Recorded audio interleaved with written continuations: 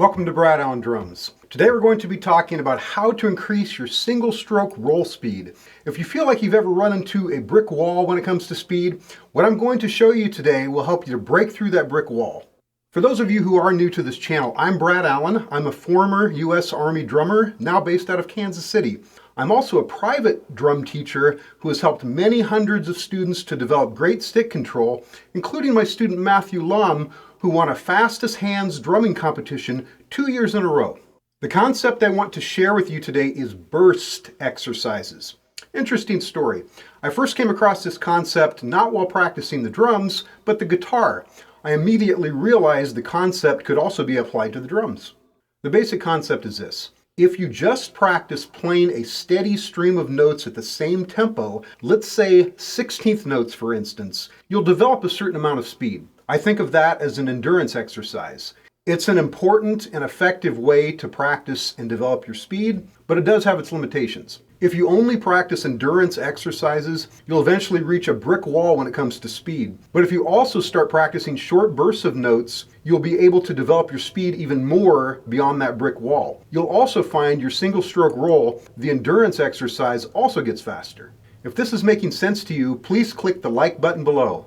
I'm going to show you 2 exercises that will really increase your speed, especially your finger technique. By the way, I'd also like to send you a copy of my 10 best exercises for speed that I've created. And these are the same type of exercises that helped my student Matthew Lam win that fastest hands drumming competition 2 years in a row. Just follow the link in the video or in the comments below to get a free copy.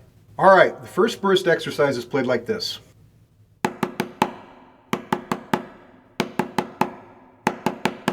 At a slow tempo, you'll use mostly wrists, but as it gets faster, you'll want to use more and more fingers. Make sure you practice with a metronome and work it up gradually. The goal is to play it as fast as you possibly can. I'm going to go just a little faster here. A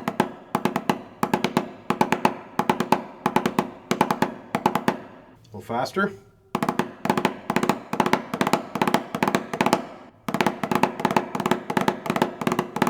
You should also practice leading with your left hand. Check out the written examples. The next exercise extends this idea. You play sextuplets. Again, begin leading with your dominant hand, which for most people is their right hand.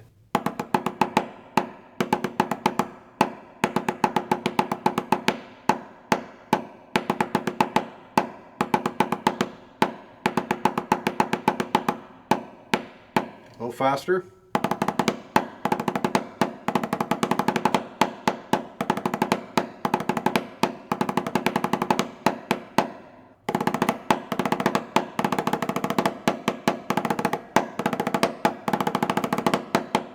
Again, with that exercise, you should practice leading with your other hand as in the previous example. As I mentioned before, when you play these exercises slower, you use mostly wrists. But the faster you play, you'll use more and more fingers, and that's what the fingers are really good for, short bursts of notes. Along with developing a faster single stroke roll, these exercises will really help you develop your finger technique. Once you understand this concept of short bursts of notes, you can also move these type of exercises to the drum set. Turn them into short fills and use them to develop your speed around the drum set. As I mentioned before, I have some really effective speed exercises I'd like to send you. Just follow the link in the video or in the comments below to get a free copy. Now, what did you find most helpful about this video? Please comment below. Or even if you just comment helpful, that would be really awesome to hear. Be sure to like the video and subscribe to my channel for new videos every week. Thank you for watching. And also I have a whole playlist for developing your stick control and rudiments. Please watch those next. And I'll see you for the next video.